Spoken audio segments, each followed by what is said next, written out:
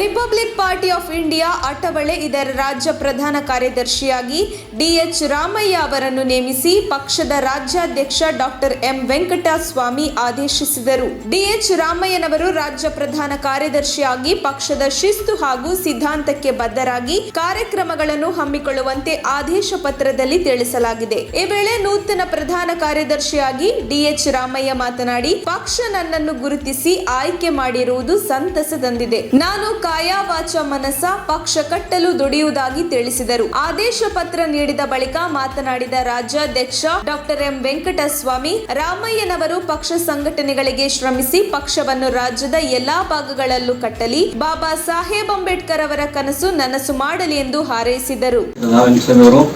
ನನ್ನನ್ನು ಗುರುತಿಸಿ ನಮ್ಮ ಅಂಬೇಡ್ಕರ್ ಕಟ್ಟಿದಂತಹ ಪಕ್ಷಕ್ಕೆ ಇವತ್ತು ದಿವಸ ರಾಜ್ಯದ ಒಂದು ಕಾರ್ಯದರ್ಶಿ ನೇಮಕ ಮಾಡಿದ್ದಾರೆ.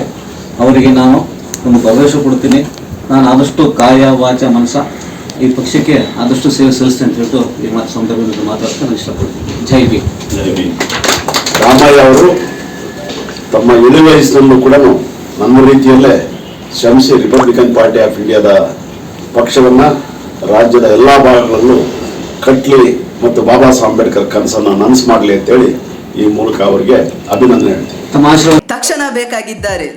ತುಮಕೂರಿನ ಹೆಸರಾಂತ ಕಂಪನಿಯಲ್ಲಿ ಗುತ್ತಿಗೆ ಕಾರ್ಮಿಕರಾಗಿ ಕೆಲಸ ಮಾಡಲು ಯುವಕರು ಮತ್ತು ಯುವತಿಯರು ಬೇಕಾಗಿದ್ದಾರೆ.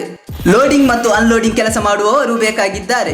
ವಿದ್ಯಾರ್ಥಿ SSLC, PUC, BSc pass by ನೇರ ಸಂದರ್ಶನ ಇರುತ್ತದೆ. ESI ಮತ್ತು PF ಸೌಲಭ್ಯ ಇರುತ್ತದೆ. ಆಸಕ್ತರು ಕೂಡಲೇ ಸಂಪರ್ಕಿಸಿ. Naveen GL, phone number 9743103968.